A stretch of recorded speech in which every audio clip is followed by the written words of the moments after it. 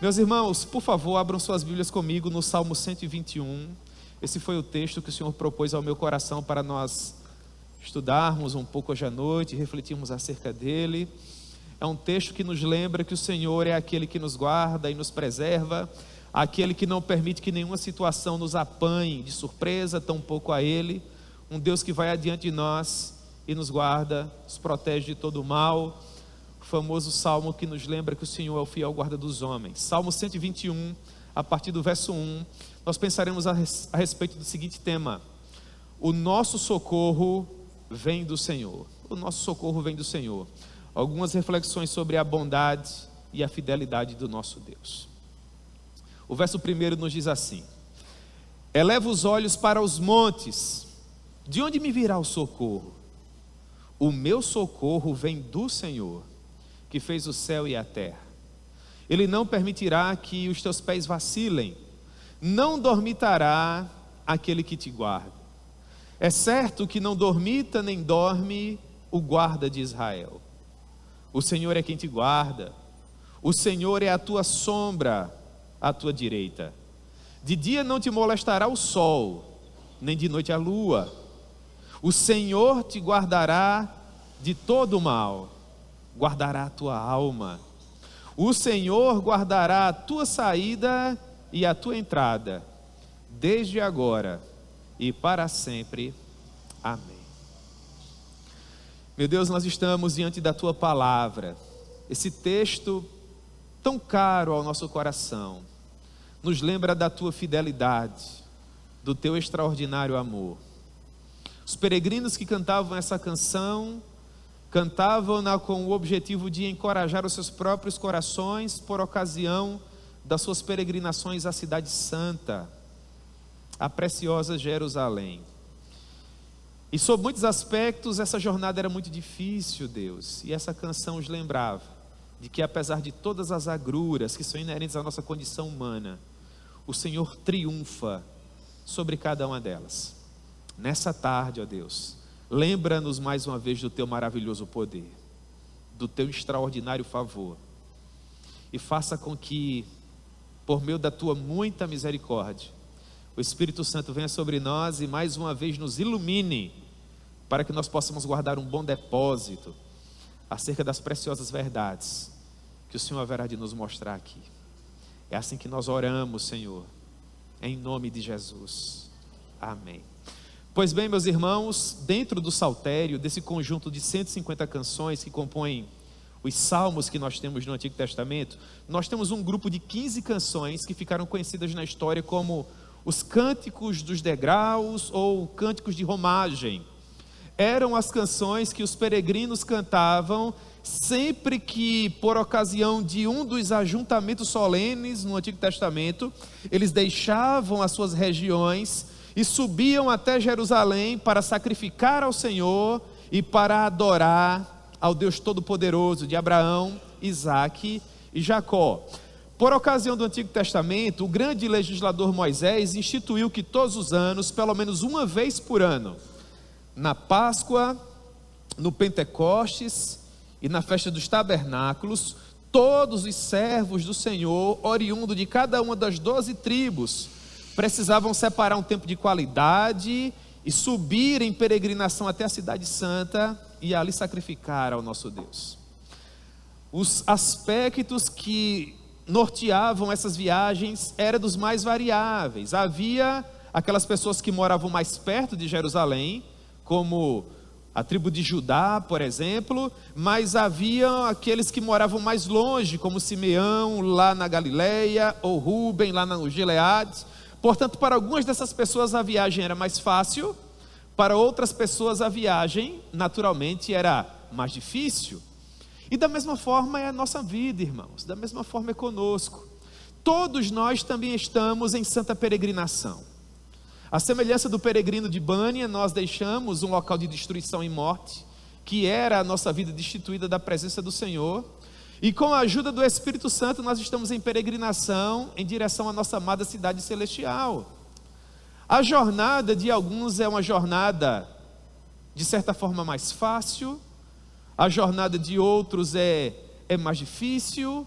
Alguns caminham com certa saúde, alguns outros caminham amargando doenças crônicas, severas, alguns caminham com melhores condições materiais, possuem um pouco mais para si e para a sua família, alguns outros caminham com muita dificuldade nessa área, com celeiros vazios, com poucas oportunidades.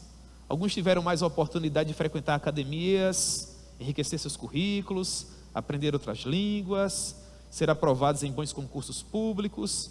Alguns outros foi com alguma dificuldade que conseguiram ter um currículo aceito numa empresa para receber um salário mínimo no final do mês. São jornadas diferentes, são histórias diferentes, mas há algo que nos nivela a todos. Todos somos companheiros caminhando lado a lado com um único objetivo, que é chegarmos juntos à nossa amada cidade celestial.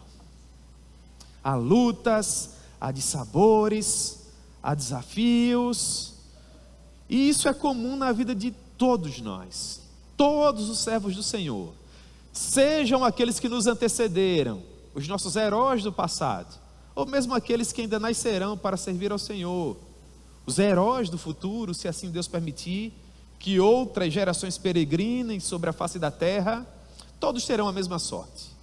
O fato é que, sem considerar o seu sobrenome, sua condição social, a sua conta bancária, o Senhor olha nos seus olhos e diz assim: no mundo você terá aflições, mas tenha bom ânimo, porque eu venci, você também vencerá.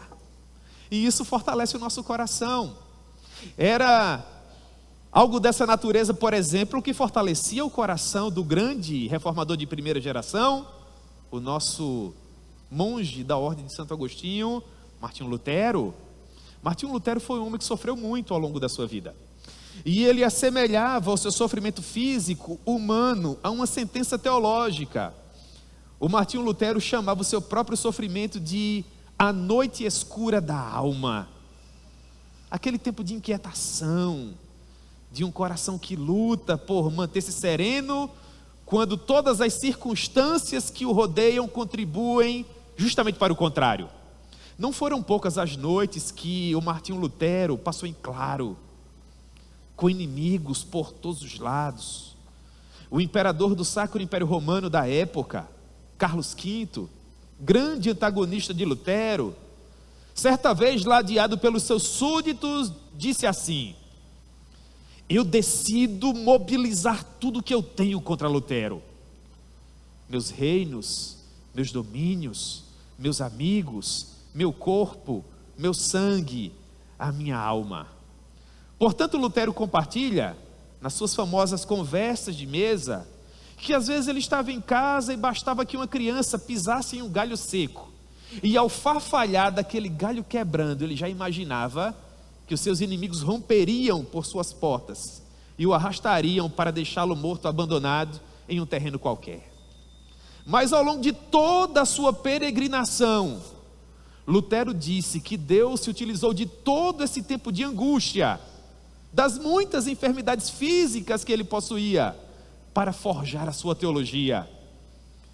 Certa vez ele disse o seguinte: eu não aprendi a minha teologia toda de uma vez, mas eu tive que buscá-la cada vez mais fundo, onde as minhas tentações, os meus medos e os meus temores, as minhas lutas me levavam. Não foi a mera compreensão, a leitura de livros teológicos ou a especulação filosófica que forjaram as tábuas de carne do meu coração, onde o evangelho de Jesus Cristo foi escrito. Não! Na verdade foi o morrer e o medo de ser condenado depois que me tornaram a pessoa que eu sou. Não é quando você se assenta em uma sala de teologia, num seminário, que você se torna um teólogo, mas quando você é forjado todos os dias sob a bigorna do sofrimento e da tentação. Essa é a mesma experiência do autor dessa canção, do Salmo 121. Ao que parece, esse homem havia deixado a sua região, nós não sabemos a que tribo ele pertencia, nós não sabemos onde ele morava na geografia do antigo Israel da época, mas a sensação que nós temos é que ele já havia caminhado dias a fio, atravessando vales, montanhas íngremes, ora tendo seus pés queimados pelas areias escaldantes do deserto, ora tendo seu corpo enrijecido pelas noites em que ele convalescia, atravessando temperaturas às vezes muitos graus abaixo de zero, naquelas regiões inóspitas. E muito provavelmente quando ele se aproximava da grande cadeia de Sião, onde Jerusalém estava edificada sobre aquelas montanhas, com seus problemas de sabores, lutas, angústias, enfermidades, quem sabe, procurando ânimo, motivação no seu coração, ele disse assim: eu elevo os meus olhos para os montes. Uma vida cheia de problemas, talvez um coração aflito, angustiado, que precisava de ajuda, que precisava de respostas. Com esse cântico de peregrinação, talvez o autor dessa canção estivesse dizendo, na sua própria experiência, se aproximando de Jerusalém, ao observar os montes, as montanhas que envolviam aquela cidade, talvez naquele momento ele estivesse se perguntando se haveria esperança para ele, ou se os seus problemas eram tão poderosos quanto aquelas montanhas que cercavam a santa cidade. Meus irmãos, eu quero acreditar que em muitos momentos é da mesma forma que nós nos sentimos. Nós olhamos à nossa volta e parece que não há saída para aquele problema que nós estamos enfrentando. Por todos os lados é como que se verdadeiras muralhas, verdadeiras montanhas auspiciosas, altaneiras, poderosas nos cercassem. Então nós procuramos sair de nossa teologia, em nossa experiência, mas nada parece nos ajudar. A sensação é que nós estamos cercados não por quaisquer montanhas, mas pelas montanhas da desesperança, da dificuldade, do desassossego. Algo semelhante à experiência de Cristão, famoso personagem do John Bunyan, do livro Peregrino. Cristão havia deixado a cidade da destruição, ele já estava no bom caminho, havia passado pela porta estreita, ele foi introduzido nesse caminho pelo grande servo do Senhor evangelista, mas no meio da sua peregrinação ele encontra um certo senhor moralidade, que o ensinou um atalho, e esse atalho passava por uma cidade chamada legalidade. Cristão deixou o bom caminho, do qual ele não deveria ter saído, e ao caminhar por um desvio, por um atalho, ele se viu naquilo que o John Bunyan chamou de antigo Monte Sinai. E o Monte Sinai começou a fervilhar e a ferver, as pedras começavam a cair, e no meio daquele fumo, de toda aquela fumaça, daquele fogo, daquela desolação, o cristão achava que seria o seu fim. Porque é isso que a lei faz conosco, é isso que as circunstâncias da vida tentam fazer com cada um de nós. Elas tentam nos sufocar e nos matar, mas vive o Senhor para sempre, que Ele sempre constituirá um remanescente fiel. Evangelista vai até lá e resgata cristão, o oferece uma nova oportunidade e o realoca novamente no bom caminho, do qual, graças a Deus, ele não saiu novamente. Então o cristão viveu a sua experiência, assim como o próprio apóstolo Paulo, que escreveu quase 50% do nosso Novo Testamento, Paulo que viveu as mais preciosas, extraordinárias experiências ao lado do Senhor, um homem que não sabe se na carne ou em espírito, foi levado pelo Senhor até aos céus, e viu coisas que para nós, homens comuns de carne e osso, são inefáveis, impossíveis de serem compartilhadas em palavras. Esse homem viveu uma experiência semelhante à do Salmo 121, sendo pastor na igreja de Éfeso. Ele enfrentou uma prova tão grande, mas tão grande, que daquela vez ele achava que seria o seu fim. Isso se encontra na segunda carta que ele escreveu aos Coríntios, 2 Coríntios capítulo 1, verso 8. O grande apóstolo aos gentios diz assim: porque não queremos, irmãos, que ignoreis a natureza da tribulação que nos sobreveio na Ásia, leia-se em Éfeso. Então Paulo diz assim: irmãos, E eu não gosto de riscar muito a minha Bíblia, sabe, Fabiana? Mas aqui merece uma grifada. Paulo diz assim, irmãos, o grande Paulo. Paulo diz: porquanto foi acima das nossas forças, a ponto de nós desesperarmos até da própria vida. Talvez um dos maiores heróis da fé dizendo: Senhor, eu acho que de hoje eu não passo. Procurou saída na sua teologia, procurou saída nas suas experiências, não havia nada, só montanhas. Então Paulo diz no verso 9: contudo, já em nós mesmos, é como se ele dissesse em outras palavras, quando a ficha caiu, então eu tive a certeza, que certeza? De que dessa vez eu ia morrer. Ele diz: já em nós mesmos tivemos a sentença de morte. Agora Deus permitiu que esse homem sofresse tanto, com que objetivo? Essa é a pergunta teológica. Onde Deus quer chegar com tudo isso que Ele permite, que às vezes nós venhamos a viver, irmãos? Porque convenhamos, quem é aqui que escreve assim na agenda? Amanhã, dia 24 de agosto, amanhã? 25 de agosto, 9 horas da manhã, coloca assim: eu quero sofrer. Você escreve isso? Pega a sua agenda, abre, no dia 25 de agosto, vai lá, 9 horas da manhã, escreve assim: amanhã, 9 horas da manhã, eu quero sofrer. Eu vou arrumar um problema nesse horário amanhã. Estou fazendo nada nesse horário, vou sair de casa para arrumar uma confusão. Você escreve isso? Não, em condições normais não, você não é louco.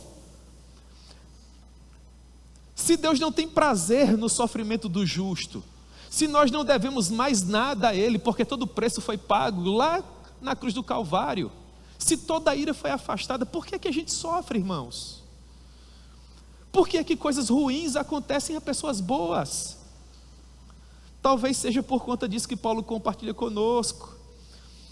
Quando ele achava que aquele seria o fim, que aquele seria o seu último dia, que daquela prova ele não passaria, ele diz no final do verso 9: tudo isso aconteceu para que eu deixasse de confiar em mim mesmo, para que eu deixasse de confiar na minha teologia, para que eu deixasse de confiar nas minhas próprias experiências, mas para que eu colocasse toda a minha confiança e toda a minha esperança no meu Deus, para que não confiemos em nós, e sim no Deus que tem poder para ressuscitar os mortos. Então Paulo diz no verso 10, o qual nos livrou e livrará de tão grande morte, em quem temos esperado que ainda continuará a nos livrar. Perceba os tempos verbais que Paulo usa. Ele diz: Deus me livrou, Ele me livra e Ele me livrará.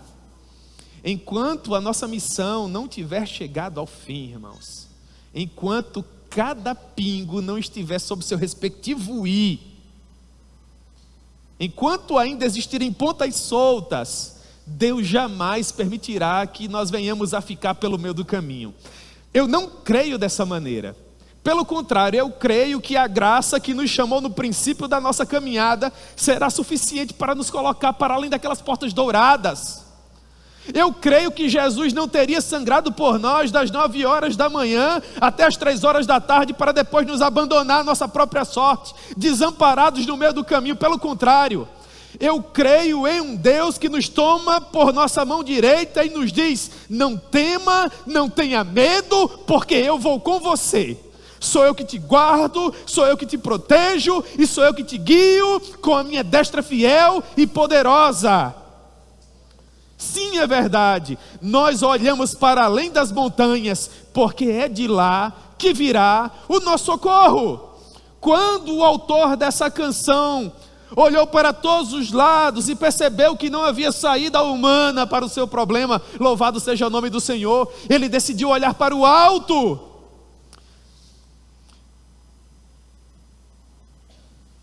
A mesma experiência de Jó, no capítulo dourado de Jó. O capítulo dourado de Jó, na minha maneira de ver, é o capítulo 23. Depois retire o tempo de qualidade e leia com calma o capítulo 23 de Jó. É uma anatomia da alma de um verdadeiro adorador. Chega um momento da sua caminhada, daquele sofrimento atroz, que Jó diz assim: Senhor, agora a gente precisa ter uma conversa. Você já teve esse momento com Deus? Senhor, vamos conversar aqui. Eu sei que o senhor não me deve nada, mas a gente precisa conversar. É a experiência de Jó. Ele diz assim, Jó 23, verso 3. Ele diz, Jó 23, 3. Ah, se eu soubesse onde o poderia achar, então eu me achegaria ao seu tribunal. Jó havia perdido todos os seus bens, 10 filhos. Você não tem ideia do que é sofrer. O emocional da esposa de Jó estava em frangalhos. E Jó era uma ferida ambulante, da planta do pé ao topo da cabeça. Então ele diz, eu gostaria de saber onde é o teu tribunal, Senhor. Então eu me colocaria diante de ti e exporia perante ti a minha causa. Eu encheria minha boca de argumentos. Então perceba se a experiência de Jó não é semelhante à experiência do autor do Salmo 121. Essa ideia de estar cercado por montanhas. Ele diz assim no verso 8: mas se me adianto, se olho para a frente, ali não estás. Se olho para trás, Senhor, eu não te percebo. Se opera à esquerda, eu não te vejo. Escondo-se à direita e eu não te diviso. Mas o que Jó diz no verso 10, irmãos, é tão precioso. Devia ser escrito com letras douradas. Jó diz assim, Jó 23:10, era para a gente colocar numa moldura, fazer um quadro e colocar na sala de estar. Jó diz assim, mas tu conheces o meu caminho, tu conheces o meu coração, pode continuar me provando, Senhor. Aquece ainda mais essa fornalha, aperta ainda mais essa luta pela qual eu tenho passado, que do outro lado eu sairei como ouro. Sabe como é que o ouro se torna precioso, irmãos? É através do fogo. Quanto mais o ouro é aquecido, quanto mais o ouro é provado, quanto mais ele é testado, mais ele se livra das impurezas. E é aí que ele se torna precioso. É essa a analogia que o patriarca Jó está usando. Ele diz, eu perdi 10 dos meus amados filhos, todos os meus bens, a minha mulher anda muito mal emocionalmente falando, e eu perdi a minha saúde. Mas pode apertar, Senhor, que do outro lado eu vou sair mais íntegro, mais santo, mais reto, mais crente, mais consagrado a Ti. Porque eu sei, sim, irmãos, eu sei que o meu Redentor vive, e um dia Ele se levantará sobre a terra, e quando Ele se levantar, os meus olhos o verão. E então tudo terá valido a pena, eu vê-lo-ei por mim mesmo, diz o patriarca Jó. Sabe o que Jó está dizendo? A mesma coisa do autor do Salmo 121, no verso 2, Jó está dizendo, eu sei que o meu socorro vem do Senhor. Sim, que todos saibam, o nosso socorro vem do Senhor. Quando nós olhamos para todos os lados e não encontramos sequer a menor esperança de solução, é nesse momento que o Espírito Santo nos lembra que nós precisamos olhar para o alto, em direção ao trono da glória do nosso Deus, porque o trono de Deus jamais estará vazio, porque a missão dele é reinar, e nada, em hipótese alguma, jamais acontecerá conosco, de modo a apanhar o nosso Deus de surpresa.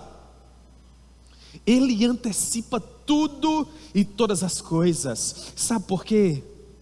Porque Ele fez os céus e a terra. Ele não apenas criou todas as coisas, Ele mantém tudo em ordem, tudo funcionando, tudo em seu devido lugar.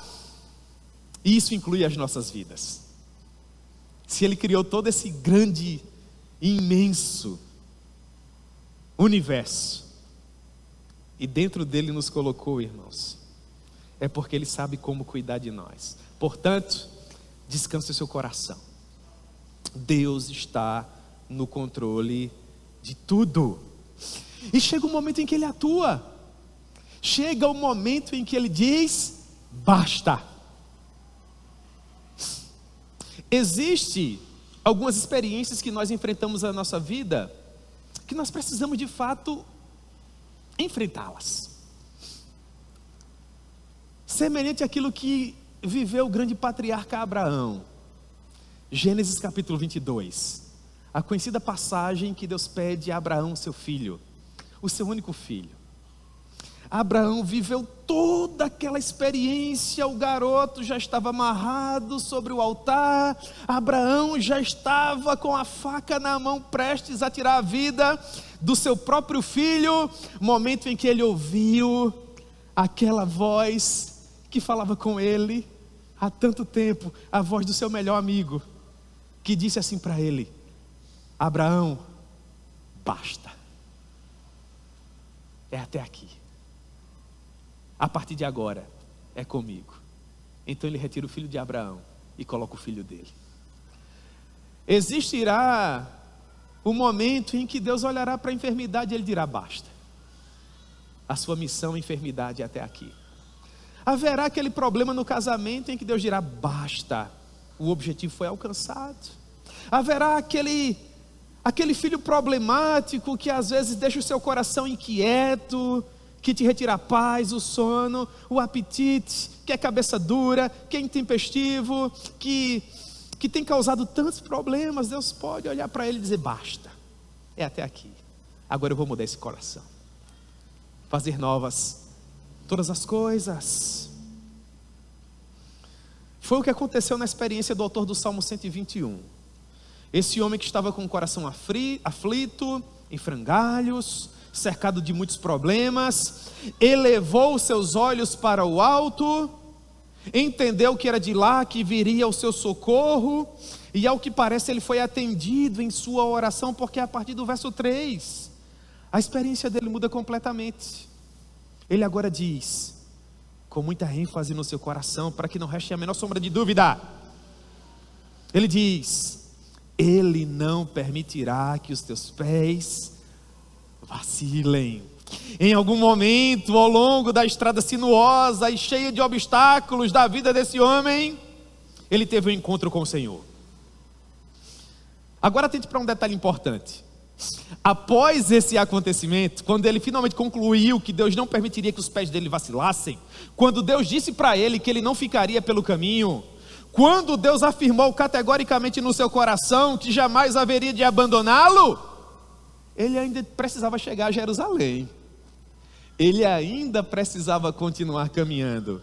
O que é que eu estou querendo dizer para vocês aqui? No momento em que Deus reafirmou que era Deus na vida dele, a estrada que ele precisava vencer para concluir a sua viagem permaneceu a mesma. Aquelas pedras que feriam os pés dele continuaram ali.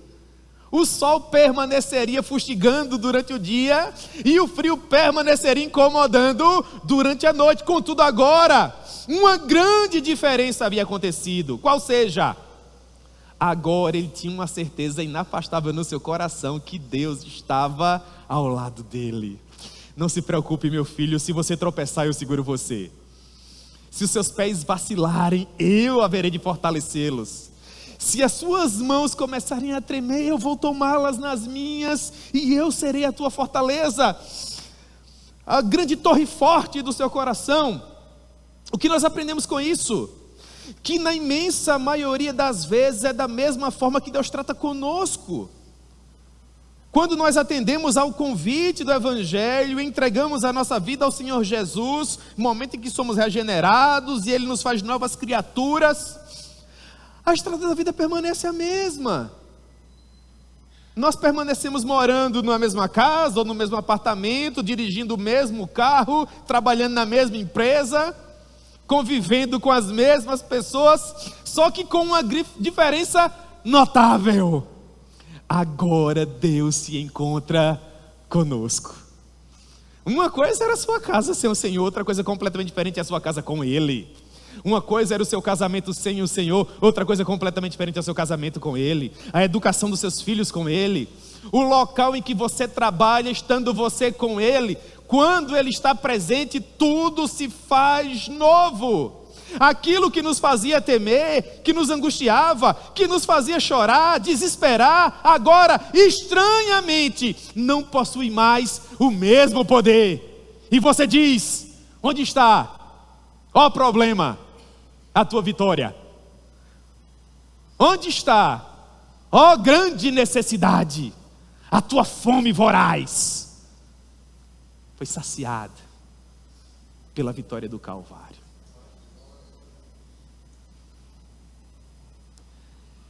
Ainda que o cenário à nossa volta aparentemente permaneça o mesmo, agora há esperança, agora há paz, agora há alegria, há satisfação. E por que isso acontece? Porque o maravilhoso Deus Espírito Santo infunde em nosso coração a certeza de que nós nunca mais caminharemos sozinhos, que jamais seremos esquecidos ou abandonados. Pelo contrário, o Espírito Santo haverá de nos lembrar todos os dias que Ele estará conosco, desde o nascer do sol até o poente, do crepúsculo ao ocaso, junto conosco, todos os dias, até a consumação dos séculos. Me parece que é essa a experiência do salmista quando ele diz: não dormitará aquele que te guarda. É certo que não dormita, nem dorme o guarda de Israel. A ideia por trás desse dormir, dos versos 3 e 4, tem a ver com ser negligente, desprevenido, desorganizado, relapso. Na minha maneira de ver, o autor do Salmo está querendo comunicar o seguinte: Deus jamais vai ser negligente com você. Nenhuma circunstância da sua vida jamais apanhará Deus de surpresa. Você nunca deixará de ser alvo do amor e do cuidado misericordioso do Senhor.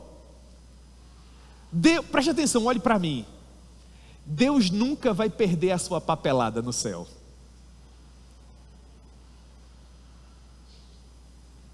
Ele não é desorganizado, Ele não é relapso, Ele não dorme, Ele não vacila, Ele não cochila. Não, irmãos, os seus olhos são como grandes tochas de fogo, e Ele reina. Sim, é verdade, que todos saibam, Ele reina. E quando Ele se levanta do seu trono, não há nada que possa impedir o seu agir e o seu poder. Porque operando Ele, quem impedirá? Ninguém. Por isso o salmista diz para o seu próprio coração, ele diz: ó coração, entenda de uma vez, verso 5, o Senhor é quem te guarda. Em outras palavras, a sua proteção vem do Senhor. O Senhor que não vacila, que não pode ser surpreendido, que não perde em batalha. Sim, é Ele quem nos guarda. O Senhor é a nossa sombra, a nossa direita. Não há nada mais próximo de nós do que a nossa sombra. Faça essa experiência amanhã, se Deus nos permitir um dia ensolarado. Quando o sol estiver bem alto e a sua sombra for projetada, tenta se desvencilhar dela, sabe? Por mais que você se movimente e corra desesperado de um lado para o outro, se deite, faça o que você desejar, a sua sombra sempre estará lá. O Senhor nos lembrando e nos dizendo assim: ainda que você seja infiel, eu contudo permanecerei fiel, porque é da minha natureza. Eu não posso me negar a mim mesmo. Ele sempre será fiel, Ele sempre será Deus e sempre nos amará. Ele nos amou antes de ter criado todas as coisas e nos amará até que os céus e a terra passem. Prometeu que estaria conosco e nos protegeria. Foi Ele que disse: de dia não te molestará o sol, nem de noite a lua. O Senhor te guardará de todo o mal, Ele guardará a tua alma. Meu querido irmão, volte para casa de cabeça erguida, sabendo que você não tem mais inimigo à altura, porque não há nada que possa comparar-se ao amor de Deus que está em Cristo Jesus. Não há nada que possa nos separar do amor de Deus que está em Cristo. Não há nada, nem nesta vida, nem no porvir. Não há poderes, nem alturas, principados ou potestades. Não há nada que possa nos separar do amor de Deus que está em Cristo. Portanto, nós podemos cantar a plenos pulmões. Por que te abates, ó minha alma, e te perturbas, perdendo a calma? Não tenha medo. Eu quero dizer para você, hoje à tarde, nesse final de domingo, não tenha medo. Em Deus espere, porque bem cedo Ele virá.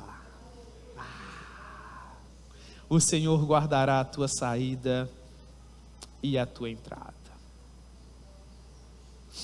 Sabe por quê? Quem verdadeiramente é chamado para a obra missionária não se importa em que local especificamente ele vai servir? Converse com alguém verdadeiramente vocacionado e pergunte para ele onde ele deseja gastar a vida dele. Vai dizer para você que ele serve a um reino, e onde quer que Deus precise dele, ali ele estará. E sabe por que quem verdadeiramente é chamado para a obra missionária transcultural se comporta dessa maneira? Porque ele sabe que não importa para que local do globo terrestre a providência de Deus o envie, Deus sempre estará lá. É como aquela velha canção que diz: se Cristo comigo vai, eu irei, e não temerei, com gozo irei, porque comigo Ele vai. O Senhor guardará a tua saída e a tua entrada, Ele será com você por onde quer que você for. E agora o peregrino caminhava, irmãos, como se estivesse pisando em um colchão de plumas de ganso. Você percebe? Deus está dizendo para ele: eu não vou permitir que os teus pés vacilem. Entenda de uma vez por todas, meu filho, que sou eu que te guarda. Eu sou a sua sombra, à sua direita. Porque você teme salteadores, os perigos da viagem, as dificuldades do caminho. De dia não te molestará o sol, eu serei a coluna de nuvem. Nem de noite a lua, eu serei a coluna de fogo. Eu vou guardar a sua saída, desde o momento que você deixar a sua casa em direção à minha cidade santa. E eu vou guardar a tua entrada. Eu serei com você do princípio ao fim, não apenas nessa viagem. Eu serei com você. Olha para o final do verso 8. Ele diz: desde agora e para sempre. Portanto, diga para o seu coração: o meu socorro vem do Senhor. O meu socorro vem do Senhor. Meus irmãos, vamos fazer algumas breves aplicações e nós oramos. A primeira delas: o nosso socorro vem do Senhor. Ele não permitirá que nada escape ao seu controle soberano. Eu sei que há muitos temores, há medos, há ansiedade em nosso coração. Nesse momento nós precisamos dizer para nós mesmos: eu só posso viver o hoje. O meu Deus sabe o que será da minha vida amanhã. Então confie nele. Deus já está no seu amanhã. Não é surpresa para ele. Ele só está esperando você chegar. E quando você chegar, ele já vai estar lá. Deus já sabia, irmãos, que o nosso irmão Jurandir iria partir hoje. Não foi surpresa para ele. Tudo já estava preparado. Há um poeta que eu gosto muito, né? Manuel Bandeira. E há um poema dele chamado Consoada. E ele diz assim: quando a indesejável de todas as gentes chegar, não sei se dura ou caroável, talvez eu tenha medo, mas talvez eu sorria e diga: olá, iniludível. A casa estará arrumada, a mesa estará posta e cada coisa estará no seu devido lugar. Se um homem que queria ir para Parságada tinha essa certeza e essa resiliência de coração, como é que nós que vamos para o céu não teremos, irmãos? Quando a indesejável de todas as gentes chegar, quando aquele mal outrora irremediável chegar, a morte, nós diremos para ela: onde está, ó morte, a tua vitória? Você não veio me buscar, na verdade eu estou indo para casa. Cada coisa se encontra no seu devido lugar. Então nesse dia, irmãos, nós teremos combatido um bom combate, teremos guardado, teremos completado a carreira e guardado a nossa fé. E então nós ouviremos: vinde benditos de meu Pai para o reino que eu vos preparei desde antes da fundação dos séculos. E nós estaremos lá. Segunda aplicação: Deus jamais será negligente com você. Nenhuma circunstância da sua vida jamais apanhará a Deus desprevenido, porque você nunca será alvo do amor, jamais deixará de ser alvo do amor e da misericórdia do Senhor. E por fim, saia daqui hoje à tarde sabendo que o Senhor te guardará de todo mal. O Senhor guardará a tua entrada, o Senhor guardará a tua saída. E quando você finalmente, hoje à noite, com a ajuda do Senhor, repousar a sua cabeça no travesseiro e se preparar para dormir, saiba que enquanto você dorme, Deus permanece acordado. E quando você acordar amanhã bem cedo e os seus olhos contemplarem os raios solares mais uma vez, Ele já estará lá, esperando por você. E então nós viveremos mais um dia, até que finalmente Ele retorne para nos buscar. Amém?